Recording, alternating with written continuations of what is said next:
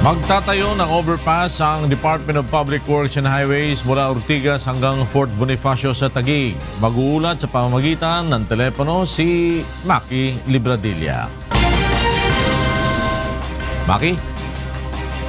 Yes, Flor, pinangunahan ni na DPWH Secretary Mark Villar, Transportation Secretary Arthur Tugade at MMDA Chairman Danilo Lim ang groundbreaking ceremony ng 1.6 billion pesos project ng BGC Ortigas Centerlink kaninang umaga. Ayon kay Secretary Villar, sa pamamagitan nito, magiging 12 minutes na lang ang biyahe mula Ortigas hanggang Fort Bonifacio sa Taguig. Makakatulong din umano ito sa decongestion ng EDSA dahil mababawasan ng 25% ang volume ng mga sasakyang dumadaan dito. Pero ang proyekto, mapapakinabangan pa ng mga motorista sa taong 2019. Kasabay nito, inaasahan din ang pagbigat ng trapiko sa mga kalsadang dadaanan ng konstruksyon. Pero paliwanag ni Secretary Villar, konting tiis lang dahil long-term solution naman ang dala ng proyektong ito. Ang BGC Ortigas Centerlink ay isa lamang sa 12 pang tulay na itatayo ng DPWH sa buong Metro Manila.